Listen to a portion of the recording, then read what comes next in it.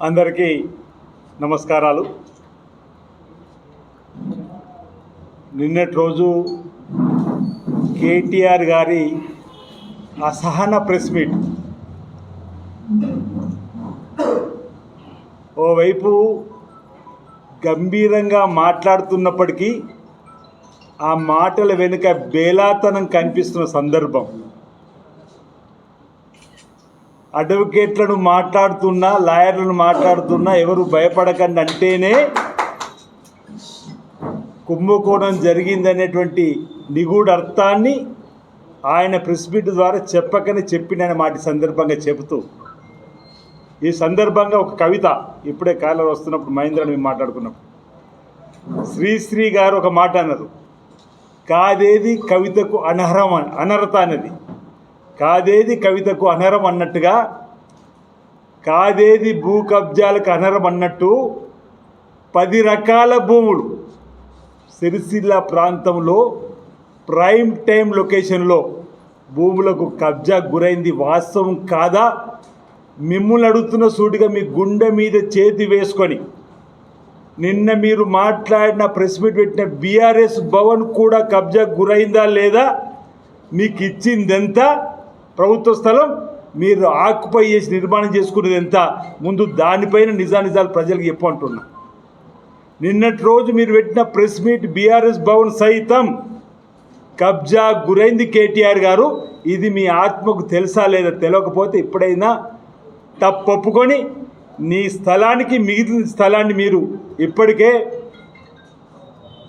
కొంతమంది ఈ స్థలం మాకద్దు,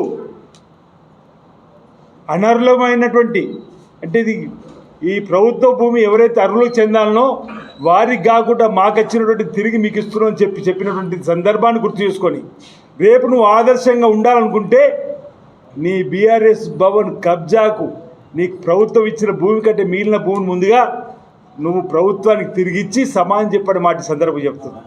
ఇంతకుముందు కవిత చెప్పినటువంటి ఏముచ్చరైతే ఉందో, నేను ఒక 10 రకాల భూములు చెప్తా.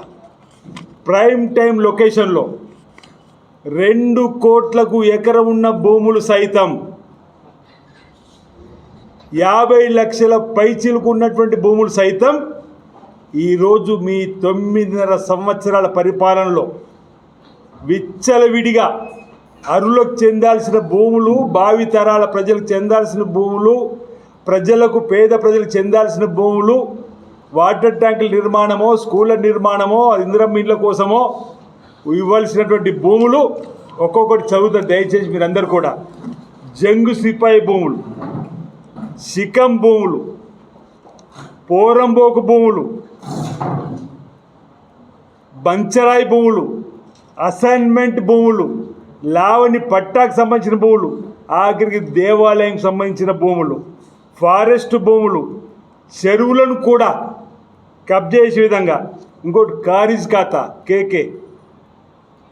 కేకే ఖాతా, ఆఖరికి 10 రకాలు ఏవైతే భూములు ఆనాడు భావి తరాల వారికి అవసరమని చెప్పించినటువంటి ఈ భూములన్నిటి కూడా మీరు కబ్జాను గురి చేసి 1000 ఎకరాలన్నా, నేను హైదరాబాద్లో ప్రెస్ మీట్ పెట్టినప్పుడు 1000 ఎకరాలన్నా తిరిగి స్వాధీనం చేసుకున్నది 200 పైచిలకు ఎకరాలు.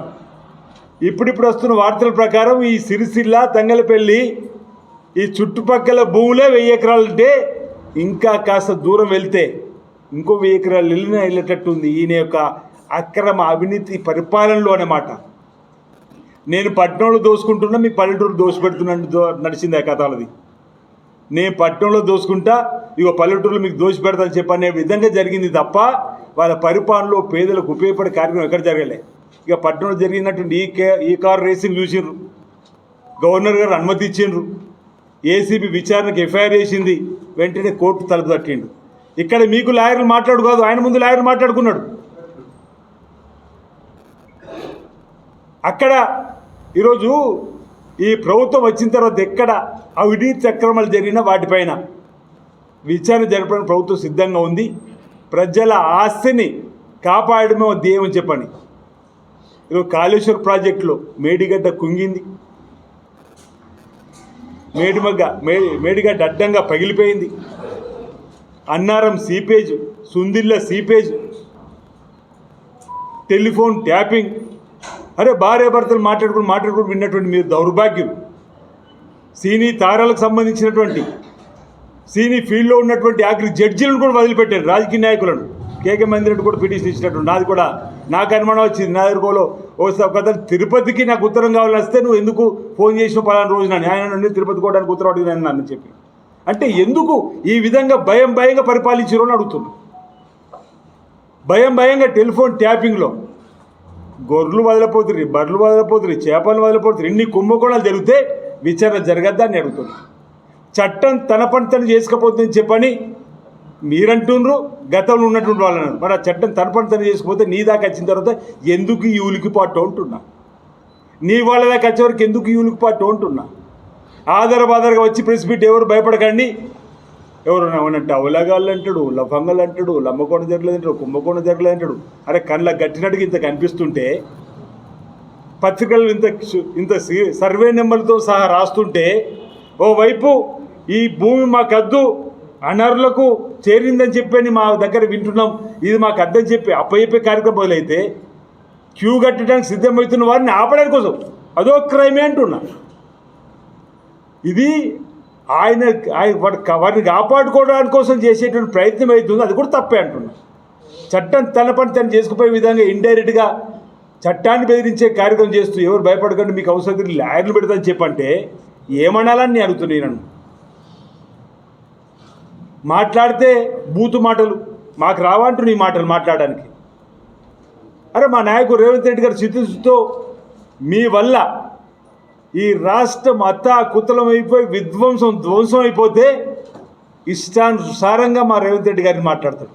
అంటే కష్టపడి ముఖ్యమంత్రి అయినటువంటి మా నాయకుడు చూసుకుంటూ ఎవరో లేకుండా ఏమో మీకు మిగిలిందే కదా ఇక రాసుకునుడే ఏం చేస్తారు మీరు? 10 ఏళ్ళు ఉన్నప్పుడు ప్రజాపాలన చేయలేరు, ప్రజా ఆస్తులని ధ్వంసం చేసారు, ప్రజా ఆస్తులను లాక్కున్నారు. ఇప్పుడేమో అసెంబ్లీలో కూర్చుని రాసుకుంటున్నాం, మాట్లాడడం వచ్చి రుణమాఫీ చేసుకున్నాం. ఈరోజు గృహజ్యోతి 200 యూనిట్లు ఉచితంగా మాఫీ చేసుకున్నాం. గల్ఫ్కి సంబంధించి ఒక ప్యాకేజ్ తీసుకొని రాగలిగినాం. అనే ఇప్పుడు ఇందిరా మిన్లు కాన్స్టిట్యున్సీకి 35,000 ఇవ్వబోతున్నాం. అంటే ఒకటి తర్వాత ఒకటి చేసుకుంటూ ముందుకు వెళ్తున్నాం. ఇవి కూడా ఇంకా 12,000 రూపాయలు కూడా ఇవ్వబోతున్నాం. ఏది భూమి లేని నిరుపేదలు కూడా 12,000 ఇవ్వబోతున్నాం. ఏవైతే మేము ఇచ్చిన హామీ ఉందో వాటన్నిటి కూడా అమలు చేస్తాం. కేటీఆర్ గారు ఏం తొందరపడకు, మీకు 10 సంవత్సరాల అధికారం ఇస్తే నిరుద్యోగిత ఇవ్వకుండా వెళ్ళిపోయారు మీరు. ఇందిరా డబుల్ బెడ్రూమ్లు ఇస్తాను గ్రామాల్లో ఇవ్వకుండా వెళ్ళిపోయారు. మీ సవాళ్ళు విసిరినాం ఆ రోజు. ఇందిరమ్మ ఇల్లు లేని ఊరు మీరు చూపిస్తే మేము ఓటు అడగాం, డబుల్ బెడ్రూమ్ లేని ఊరు మేము చూపిస్తే మీరు ఓటు అడగకుండా ఉండురు అన్నాం. సవాళ్ళకు ముందుకు వచ్చిర్రా? అరే నువ్వు 10 ఏళ్ళ అధికారుల నుండి కూడా రైతులకు చక్కగా రుణమాఫీ కూడా చేయలేడు. ఇక్కడ ఒక ఫిగర్ మీకు చెప్తా. 2014 లక్ష రూపాయలు రుణమాఫీ అన్నాడు, చేసింది 16,000 కోట్లు. ఓసారి పావుల 4,000 చిల్లర, ఓసారి పావుల 4,000 చిల్లర, ఓసారి పావుల 4,000 చిల్లర, ఓసారి 4,000 చిల్లర, అంటే 4,600 కోట్ల చొప్పున ఇచ్చిండు. అది వడ్డీకే సగం 800 కోట్లు పోయింది. తర్వాత 2018 వచ్చినప్పుడు మళ్ళీ ₹1,00,000 అన్నాడు. అప్పుడు ఇచ్చింది ఎంత? 11,000 కోట్లు. కలిపితే 16, 11, 27,000 కోట్లు. 27,000 కోట్లు అంటే 8,000 కోట్లు ఇంట్రెస్ట్గా పోయినాయి. మిగిలింది 19,000 కోట్లు 10 ఏళ్ళల్లో. మేము 10 మాసాలల్లో 21,000 కోట్లు, 25 లక్షల మంది రైతులు. నువ్వు ఇచ్చిన రైతుల సంఖ్య 21 లక్షని, మేము ఇచ్చింది 25 లక్షలు, 25,000 మంది రైతులకు 21,000 కోట్లు. దేశ చరిత్రలో రైతుల్ని రుణ విముక్తి చేసినాం, కొత్త రుణం తీసుకున్నట్టు చేసినాం. ఇది కాంగ్రెస్ ప్రభుత్వం మీకున్న తేడా అంటున్నా. అంటే బసిపూసి మాడికాయ చేయడం. అటు బావబామరులు కానీ కవిత గారు కూడా కొత్తగా వచ్చి 6 నెలలు సైలెన్స్కున్నారు. కవిత గారు కూడా వచ్చి కొత్తగా మా బీసీల మీద రాగం. అరే మా బలహీన వర్గాలకు సంబంధించినటువంటి ఆ ఉద్యమం కూడా నువ్వు వాయిదాకి చేస్తావా? మా బీసీ సంఘాలు లేవా? మా కోసం మీ లేవా? పోరాటం చేసుకోవచ్చు. అయినా కులగన్న జరిగిన బట్టి బీసీల కొరకు రాహుల్ గాంధీ గారు ఇచ్చినటువంటి ఆదేశం మేరకు మా ముఖ్యమంత్రి రేవంత్ రెడ్డి గారు, మా బీసీ సంక్షేమ శాఖ మంత్రి పొన్న ప్రభాకర్ గారు అసెంబ్లీలో ప్రవేశపెట్టిండు. ఈరోజు మీరు ఒకటేప్పుడు సర్వే అన్నారు, అటకెక్కిచ్చారు. ఈరోజు మేము బీసీలు లెక్క తీసుకొస్తున్నాం. ఆ ఫామ్ హౌస్లో ఉన్న కేసీఆర్ గారు ఈ కులగన్నలో పాల్గొన్నాడు, హరీష్ రావు గారు పాల్గొన్నారు, కేటీఆర్ గారు పాల్గొన్నారు, కవిత గారు పాల్గొన్నట్టు ఫోటో రిలీజ్ చేసిర్రు. ఎందుకంటే ఈ బీసీలు ఏదో ముందు చూపు ఉన్నట్టు బీసీల కోసం పోరాట్లాంటి వాళ్ళు అడుగుతున్నామో చెప్పని. మీరు 10 ఏళ్ళలో ఇందిరా పార్కులు అడుగుపెట్టినలేరు. మేము నేను ఇందిరా పార్కులు అడుగుపెట్టించే అవకాశం ఇచ్చినాం. మీకు మాకున్న తేడా ప్రజాస్వామ్యంలో మేము అందరికీ మాట్లాడే అవకాశం ఇస్తాం. కానీ మీరు మీ పక్కన నుండి మా టీఆర్ఎస్లో నుండి బీసీ నాయకత్వం తీసుకొని దాని నాయకత్వం వహించి ఉంటే బాగుండేమనేది ఈ సందర్భంగా తెలియస్తాము. ఆయన సవాల్ విసురు మందమే, ఇప్పుడు సవాల్ విసురుండి ఎక్కడ వచ్చిన ముందుకు సవాల్ విసురు. ఆ రోజు మా ముఖ్యమంత్రి రేవంత్ రెడ్డి గారు నార్కోటిక్స్ పరీక్షలకు రా నా రక్తం ఇస్తా నీ రక్తం వేయను మా రేవంత్ రెడ్డి గారు వచ్చి నేను వచ్చిండ సవాల్ విసురు పారిపోవడం వాళ్ళకి అలవాటే కదా. మేము 2 లక్షల లోపు రుణమాఫీ ఎన్నికల మేనిఫెస్టో పెట్టిన ప్రకారం ఇచ్చినాము. అక్కడక్కడ ఒకటో రెండో మిగులుతూ ఊరికి 1-2 కూడా చెప్పి 2 లక్షల లోపు రుణమాఫీ కానటువంటి వాళ్ళు ఉంటే ఇవ్వడానికి కూడా సిద్ధమన్నాం.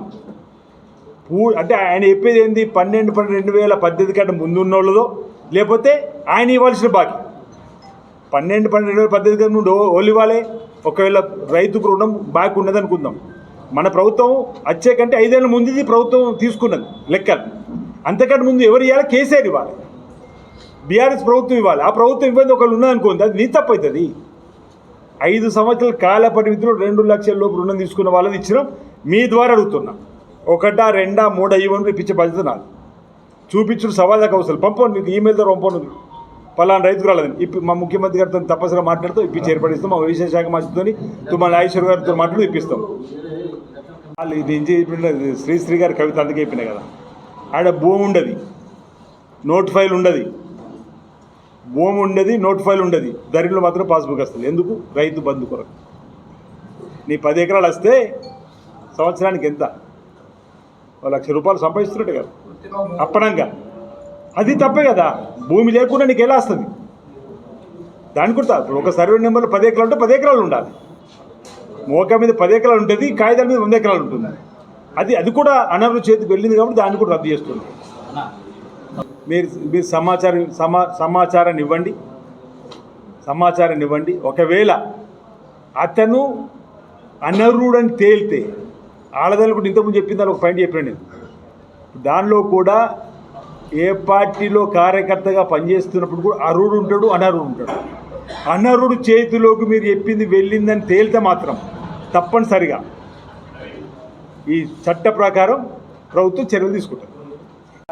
శాసనసభ్యులు, మాజీ మంత్రివర్యులు, బీఆర్ఎస్ పార్టీ వర్కింగ్ ప్రెసిడెంట్ అయిన కేటీఆర్ గారు తూకతుక్క ఓడిపడ్డట్టుగా అప్పుడప్పుడు వచ్చి ఇక్కడి ప్రజలు గెలిపిస్తే అప్పుడు ఇప్పుడు వచ్చి బీఆర్ఎస్ పార్టీ ఆఫీసులో నిన్న ఒక మీటింగ్ పెట్టడం జరిగింది. ఆ మీటింగ్ పెట్టినప్పుడు ఆయన మాట్లాడిన మాటను చూసినట్టయితే నిజంగా కూడా ఆయన మీద జాలేస్తుంది.